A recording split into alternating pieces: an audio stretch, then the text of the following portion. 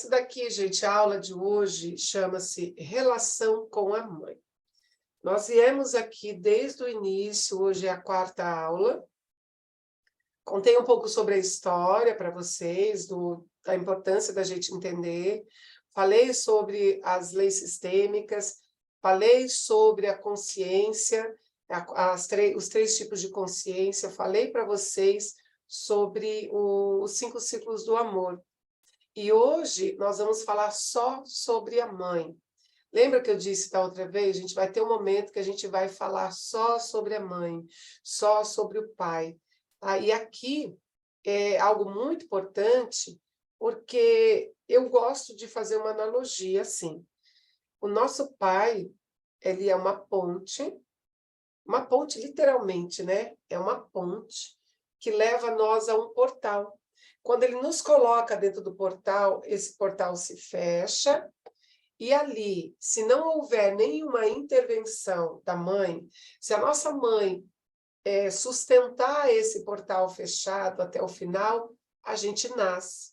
Se por algum motivo, espontâneo ou provocado, ela não puder nos levar, nos trazer a vida, nós morreremos, não nasceremos. Perderemos a oportunidade de vir para esse mundo. Olha a importância, olha como muda a nossa forma de ver a vida.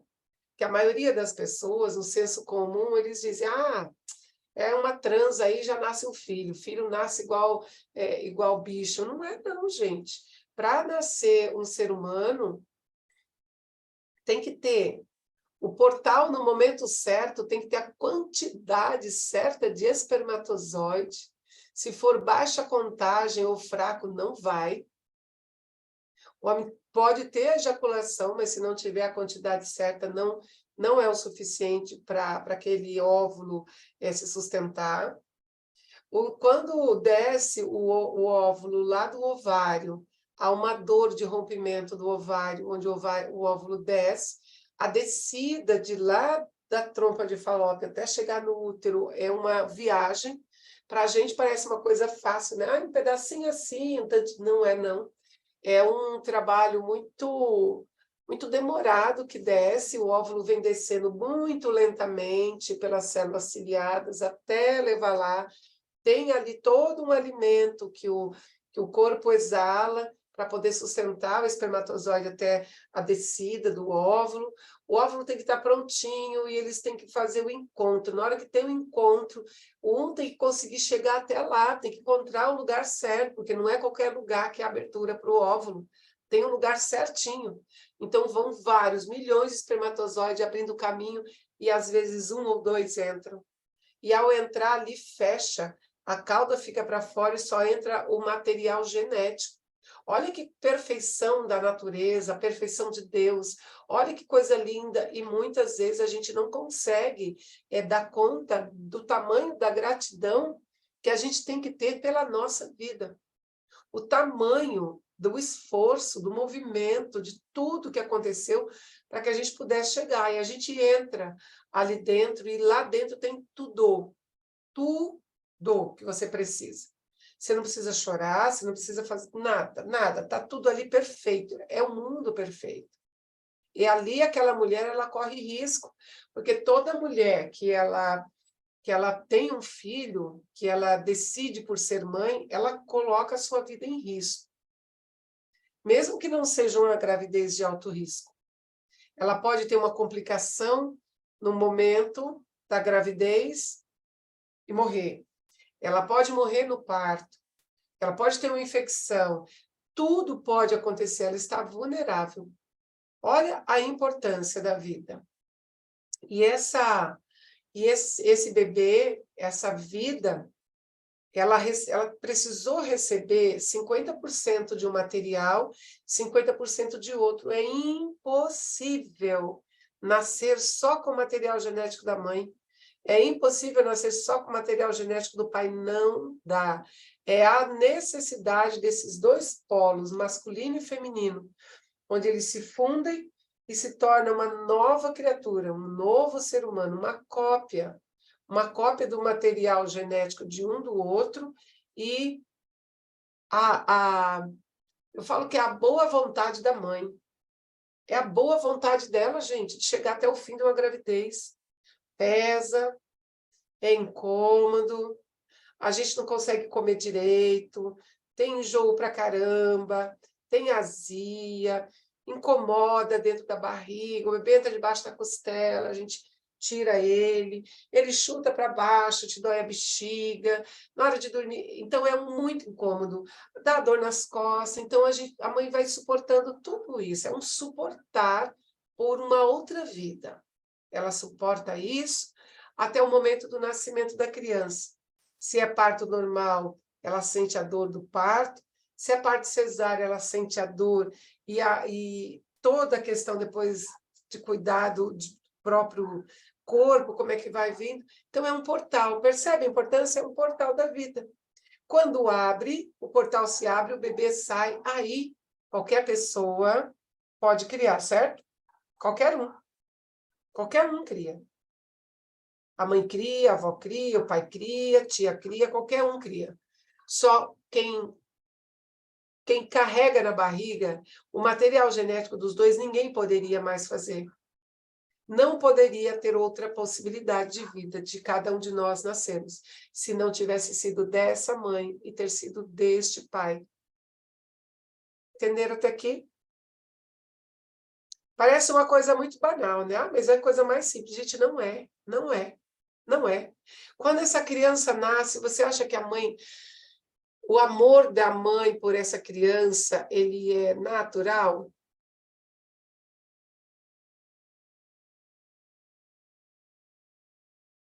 Hum? Não, não é natural. Não. E da criança pela mãe? Sim, Da criança pela mãe é um amor que não tem fim. É um amor cego. Da mãe para o filho, já nem tanto. Mas tem mãe que vai dizer, imagina, eu amo meu filho. Eu também, gente, amo todos eles, porque eu criei todos eles. Se eu tivesse algum filho que eu não tivesse conseguido criar, e ele tivesse sido criado com outra pessoa, eu não teria o mesmo afeto. Porque amor é construído, é dia a dia, é vínculo. Então, quando a gente tem, uma mulher tem um filho, e esse filho, por algum motivo, é criado por outra família, e às vezes o filho lá na frente vai encontrar com a mãe e culpa a mãe. Ah, porque você não me amou como você deveria me amar, você me abandonou, mas será que essa mulher ela tinha condição de dar a esse filho aquilo que ele necessitava? Será que o amor dela ela conseguia? Porque às vezes esse filho é um é um fruto de um abuso. Como é que uma mãe que decide após ser estuprada, ser abusada, ela decide trazer o filho à vida, só que ela não consegue criar, porque ao olhar para aquele filho, ela olha o próprio abusador. Então, ela decide ter o filho e entregar esse filho para que uma outra família que consiga dar amor. Essa mulher, ela deu esse filho porque ela não gostava? Não. Foi um ato de amor, porque se eu não consigo dar amor a este filho, uma outra pessoa pode dar. Por amor a esse filho, essa mulher que deu a vida a ele, decidiu doar. E aí tem muito julgamento, que as pessoas dizem, ah, isso não é mãe, onde já se viu? Ou aquelas mães que sofrem muitas questões durante a gestação, que sofrem maus tratos, sofrem muita coisa, mães envolvidas com droga, e aí quando ela tem o filho, ela dá. Por quê? Porque é um ato de amor para ela. O amor que ela sentiu, que ela poderia sentir pelo filho, foi aquele. O maior ato de amor foi eu te dou para que outra pessoa te crie, porque se você ficar comigo, você vai se envolver com droga, você vai ficar sucumbindo na mesma vida. Então, eu dou você para alguém para não te matar, não te matei, não tirei a tua vida, eu te dou.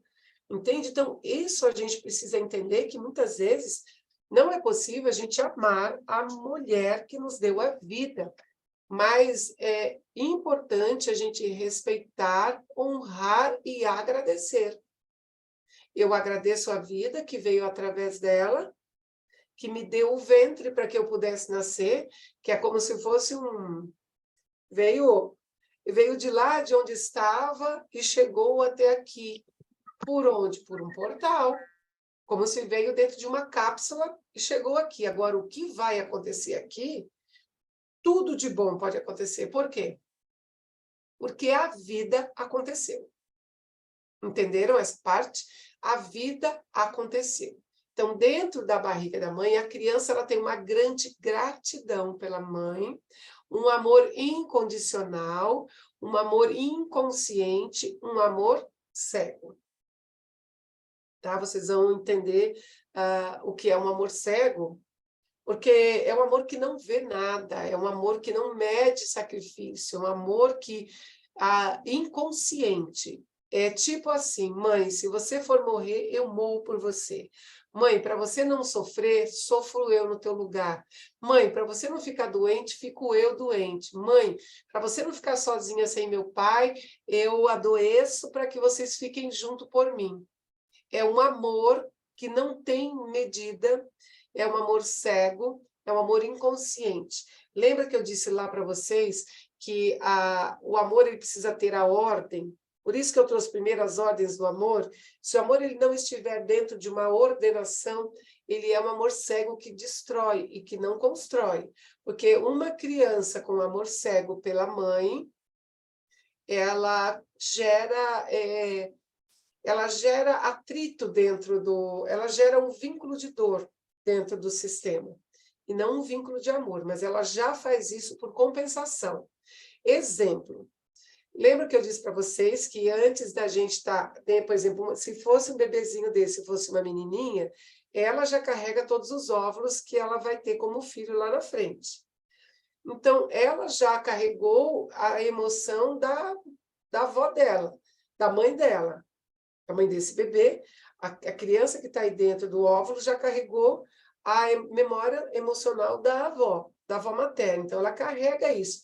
Então, ela sentiu o que a avó materna sentiu, ela sentiu o que a mãe sentiu, e aí, quando ela sai com aquele sentimento de eu tenho uma dívida, eu preciso pagar, seja esse bebê uma menina ou um menino, tá, gente?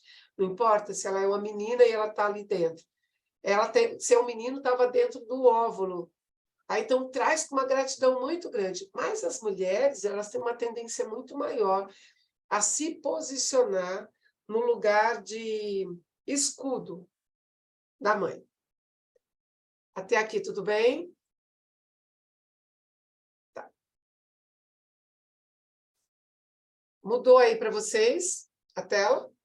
Tá. Então, assim, quando a gente traz muitas vezes pelas nossas mães, isso nós adultos hoje, ou muitas vezes a gente quando estava lá na adolescência, na infância.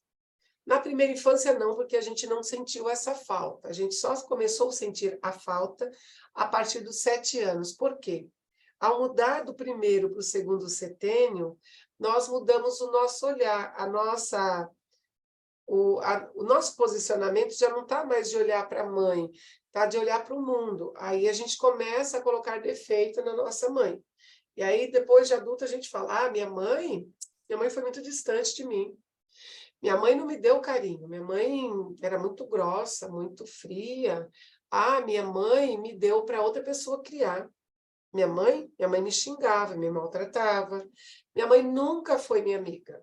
Minha mãe não me dava liberdade. Minha mãe era superprotetora. Minha mãe era controladora. Minha mãe era narcisista. Minha mãe era codependente emocional. Minha mãe era... Várias coisas a gente coloca. Por quê? Porque a gente começa a pensar no que a criança que existe e habita dentro de nós queria. Que a nossa mãe fosse só nossa. Que nossa mãe não tivesse tido mais filho, que a nossa mãe não tivesse tido marido, porque a gente precisava dela só para a gente. Por quê? Porque existe um amor cego, um amor de possessividade, um amor possessivo, que o filho quer a mãe para si, mas ele quer isso a nível visceral. Esse é nível instinto, gente, instinto mesmo, não é coisa que a gente fala, nossa, mas que pessoa doente pela mãe, não é, não. Isso muitas vezes o próprio comportamento. A mãe se tornou tão frágil diante do filho, que o filho desenvolveu uma superproteção para a mãe. A mãe se tornou, às vezes, tão distante que o filho precisava, de alguma forma, chamar a atenção da mãe. Quantas crianças, elas provocam os pais, principalmente a mãe, para apanhar da mãe, porque para ela é a única forma da mãe demonstrar um afeto. Porque às vezes a pessoa tem, então a pessoa vai crescer lá na vida, e são aquelas mulheres que muitas vezes se emaranham em relacionamentos tóxicos, porque foi a forma que ela aprendeu que era o amor. Para ela, o amor era quando tinha toque de agressividade, porque foi a forma que a pessoa entendeu. Ela ou ele, tá? A gente está falando ela, mas o homem também. Às vezes o homem encontra relacionamentos onde a mulher é muito mandona ou a mulher é muito frágil, onde ele possa reproduzir a dor lá da infância. Então, a mãe, ela é uma figura que recebe muitas investidas. Hoje nem tanto, tá? Já foi pior. Já existe uma época em que, dentro da psicologia, tudo era culpa da mãe. Hoje a gente entende, com a constelação, olha o avanço, gente, que a constelação trouxe para a nossa vida. Para a gente entender o nosso mundo psíquico. Antigamente, só com a abordagem psicanalista, era tudo culpa da mãe. A mãe era culpada de tudo. Ah, isso foi a mãe. Ah, aquilo foi a mãe. Ah, mas a mãe... Ah, foi a mãe. Ninguém olhava para o que a mãe trazia dentro do sistema dela, lá da avó, da bisavó, ninguém via isso. Era tudo culpa da mãe. Hoje não. Hoje a gente divide essa responsabilidade para o casal. O casal educou o filho, ou não esteve junto com o filho, e o filho interpretou aquele tipo de situação com abandono, com rejeição, com culpa, quantos filhos se sentem culpados, porque os pais se separaram assim que ele nasceu. Ah, mas ninguém falou para ele que a culpa é dele. Mas ele entende, ele capta dentro do sistema uma mensagem subliminar que vem a nível emocional. Meu pai e minha mãe eram felizes, minha mãe engravidou de mim, eu nasci, meu pai foi embora. De quem que é a culpa da minha mãe estar sozinha? Minha. Então agora fico com a minha mãe para sempre, porque eu sou o culpado, ou eu sou o culpado. Não me caso, não encontro, não faço nada que eu gostaria, porque eu preciso estar ao lado dela. Afinal de contas, se não fosse eu, ela estaria com meu pai. Então, há uma interpretação equivocada, distorcida da criança, porque ela não tem como elaborar tudo isso, aí ela interpreta desta maneira. E aí ela vai desenvolver, muitas vezes, o filhinho da mamãe, aquele filho que não casa, aquele filho que fica ali do lado dela, o filho que protege. E aí, como a gente diz, às vezes o filho casa, é um casamento com a mãe, mas não um casamento literal, mas aquele casamento de eu sou o cuidador da minha mãe. Então, a mãe acaba se tornando realmente uma companheira do filho, e esse filho, ele não consegue sair da casa da mãe, porque ou ele ou ela, porque fica naquele casamento, né? Aquela ocupação, é como se você já tivesse ocupado e você não consegue gerar esse movimento. Então, você às vezes casa, mas a mãe continua sempre sendo aquela pessoa que você vai chorar no colinho dela, vai pedir coisas para ela. Por quê? Porque ainda tem essa relação de muita dependência e de muita codependência. Então, é saudável que nós conseguimos entender tudo isso, para, a partir do momento, a gente falar, não, minha mãe é minha mãe, eu sou eu. Essa simbiose, esse cordão umbilical, essa simbiose, quando a gente é bebezinho, precisa ser cortada e rompida, no momento em que a gente cresce. Cresceu, a mãe é adulta, ela vai fazer as escolhas dela, vai cuidar da vida dela, enquanto nós, filhos, vamos cuidar da nossa vida, dos nossos filhos, ou da nossa história, sem ficar naquela dependência com o filho, nem o filho com a mãe. tá? Porque essa simbiose ela precisa ser rompida, porque senão ela se torna algo patológico, se torna doença mesmo, tá? Quando eu digo do portal da vida, quando eu falo portal da vida, é exatamente isso aqui, ó. A nossa mãe é o portal da vida. Sem esse reconhecimento, nossa vida fica bloqueada. Aquilo que aconteceu durante a nossa concepção, na gestação, no nascimento, fala muito sobre a nossa relação com ela, com a nossa mãe. Às vezes a criança sente uma culpa por existir, porque afinal de contas a mãe só sofreu tudo isso depois que ela engravidou. E a mãe não fala, mas a criança sente. A criança não tem o hipocampo desenvolvido até os primeiros 5 anos de idade. Então, até os primeiros 5 anos de idade, essa criança ela é simplesmente emocional. Então, tudo que vem, ela suga, e por ela sugar tudo isso, ela gera memórias, que não é na cabeça, é no corpo, é memória emocional. Tá? O colo, os cuidados, a amamentação, o desfraude, o andar, o falar, e tudo que veio depois do nascimento só foi possível pela disponibilidade, pela disposição e pela coragem da mãe de nos deixar nascer, mesmo arriscando a própria vida. Então, é importante frisar muito bem isso, para que a gente possa olhar para a nossa mãe, não é com pena, não é com dó, mas é com muita gratidão. É olhar para ela e falar, poxa, essa mulher fez de tudo e permitiu que eu nascesse. Às vezes você vai perguntar para ela e falar, ai, não, imagina, foi super tranquilo, mas ela não tem, às vezes, nem a noção da importância dela para a vida do filho. Às vezes a mãe desconhece a própria importância. Por quê? Porque lá atrás dela tem a mãe dela. E se ela não conseguiu importar isso lá para trás, ela também acha que é normal. É normal um filho gritar com a mãe, é normal isso, é tudo normal. Não tem aquela gratidão, sabe? A nossa primeira infância, adolescência, ela é um momento muito importante, onde a gente começa a ter as primeiras experiências e começa a reproduzir dentro de um processo mental, depois dos 7 anos, vai para o racional. E ali no racional a gente começa a tentar compreender os porquês. Então, vamos dizer que o pai morreu quando a criança era pequena. Essa criança, ela vai tentar, dentro das lacunas dela que ela tem, interpretar por que o pai morreu. Entende? E aí pode vir a culpa.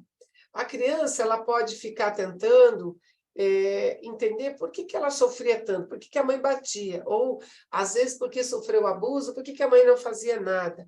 Então, tudo isso vai ficando nas memórias. Então, na primeira infância, a gente vai trazendo tudo isso e guardando. Lá na adolescência, a gente começa a questionar tudo isso. É onde começa a ter aquela rebeldia com a mãe, aquela rebeldia de não ouvir, de não escutar, de querer bater de frente com ela, de virar um rebelde mesmo. Por quê? Porque essa criança, que já não é mais criança, que já é uma adolescente, ela está dando passo para a vida adulta. Se não houver, presta bem atenção nisso, se não gerar dentro da família, a pai, mãe e o filho ou a filha, desconforto, essa cria fica uma vida com os pais. Então, é importante que haja atritos dentro dessa relação, para que esse jovem ou essa jovem comece a movimentar a vida para construir a vida dele ou a vida dela. Então, é natural que isso aconteça. Isso vai acontecer, isso é importante acontecer. Por quê? Porque o filho tem que se sentir incomodado e tem que dizer, mas nessa casa aqui, eu não tenho a liberdade que eu gostaria de ter. Aí o filho começa a trabalhar, fazer seu dinheiro e falar, eu acho que eu vou morar sozinho. Eu encontrei alguém, eu vou construir minha família. Aí a vida segue o curso do natural, que é um reproduz, cria, nasce, vai, e vai sempre sendo assim. Quando não acontece isso, o filho ele fica preso na esfera da mãe. E o filho pode ficar preso na esfera da mãe por vários motivos, viu, gente? Vários motivos, que a gente não sabe, que foi interpretação da criança e do adolescente. Às vezes a pessoa nem sabe porque não sai da casa dos pais. Ah, porque aqui é mais cômodo, porque enquanto eu estou aqui, eu estou economizando. Já pensou se eu tivesse que pagar isso, aquilo, aí o filho não cresce. Porque ele não consegue gerar esse movimento de ir para fora. Porque a nossa vida adulta ela é para gerar novas vidas. E o que é uma vida adulta? Quando a gente já está com a idade, a partir dos 21, 25 anos, já é uma vida adulta.